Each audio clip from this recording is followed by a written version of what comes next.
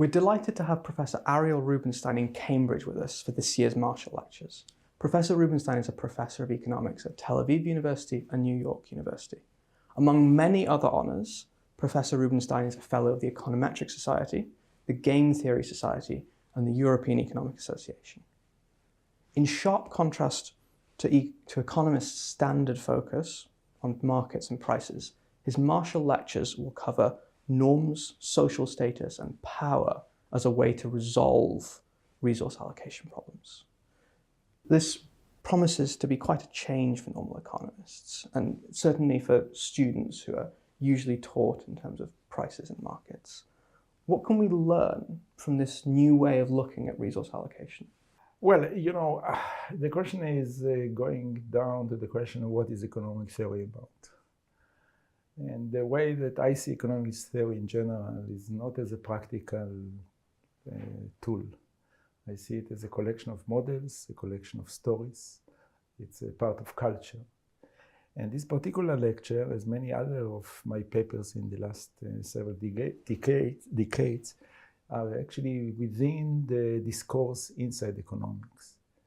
So in some sense, the title, which is Economics with No Games and No Prices, is supposed to be, I wouldn't say challenging, but it's supposed to be in some sense protest against the conservatism that I found in the profession about the type of models that we use. When I was very young, then general equilibrium was the only thing that economists were talking about.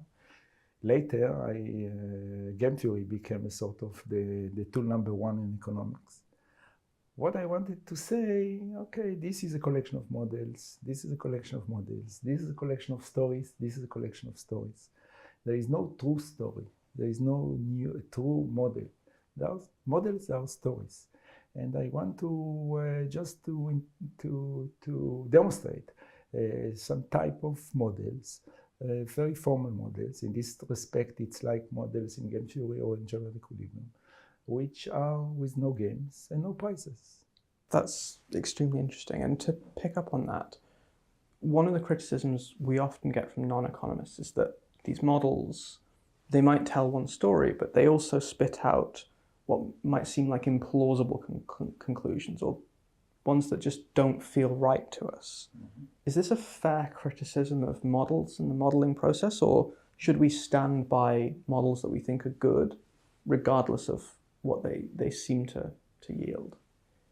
Well, given my perspective about economic models, you can guess the answer. The answer is that there is no true model, and it's not the conclusions that should be discussed, but actually it's the assumptions. And the analogy is analogy for a movie or for a fiction story or something like that. Namely, how do we evaluate a good story? By the conclusions, by the fact that at the end somebody killed somebody or somebody fell in love with somebody? That's not the way that we, right? It's not the way that we evaluate a story. We evaluate a story as the full stream from the assumptions to the end. The end is important, of course, but in some sense the setting of the scenery, of the stage is actually even more important. And it is the move from the beginning to the end which we are interested in a story, right? Not the conclusion. And in this respect, I see it exactly like that. That's my view about economic models. It's the movement from the beginning to the end. I don't think that there is a right conclusion. That's not my goal, and I don't think that economic models, at least in economic theory, I don't think that this should be their goal. So if what models are is really about telling interesting stories, what can we aspire to achieve with theory, especially with good theory, when we do it well? The same thing that we inspire to do with a good story. Just enjoying it and interpret it and conclude from that whatever you want. It's investigation about concepts. It's investigation about concept. It's investigation about imaginary situations, which of course are connected to the real world, but are connected in the real world in a very subtle way. Go even to a Disney movie for children. It's not completely fantasy. It's a fantasy, but it's a fantasy which is somehow connected to the world, right? The same is true about our models. It's a fantasy which is connected to the world. And either it's interesting or not, it tells you a story. You and you might actually conclude from the same story different things, and it might affect you in a different ways. It's fine with me that any of my models or any other model would be interpreted in different ways by different people. I don't want to send a message of you should do something such and such. Not at all, never. I don't want to give advice, and I don't think that economic theory gives an advice. So does that mean that these stories, even when they're at their most interesting, they can't really be used for informing policymakers, or can we use good stories to help? Does the story of Chekhov help somebody? It might affect him. Somebody may read a good book, and it's all his life, the path of life will be affected by the good book that he read when he was 12 or 25, right? So it may be that it affects or not, but this, for me at least, it's not the goal. The goal is not to give advice, and I would like even to warn people from the advice. Look, much of my life I spent on things which are usually categorized as game theory. And game theory is a very, very dangerous field. Why it's a dangerous field? Because it's very catchy. Even if you are not economist, you have heard about game theory. The name game theory, games. Everybody wants to play games. And of course, it's also the word strategy. The word strategy is also immediately focused the light on, we have now a war between Ukraine and Russia. That's, game theory must say something about this war, right? Not at all. Zero.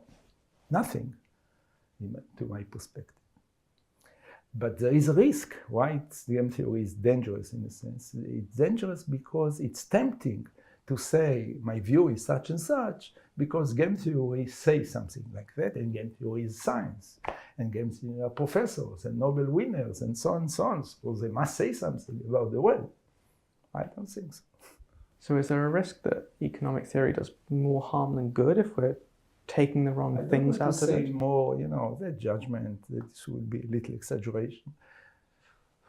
I think that there is a risk that people will use theory, economic theory in general, game theory in particular, in a way that will be more harmful than useful. Yes, there is a risk like that. It's true probably about some other fields in nuclear physics. Probably it's not clear whether it's good or bad. But let's go to something which I understand a little bit. Yes, there is a danger like that, and I think that we should warn the world that we should be careful, and we should be, and as economists in particular, we should be, I would not call it modest, by the way. My position is not modest, not at all. It's not modest because it's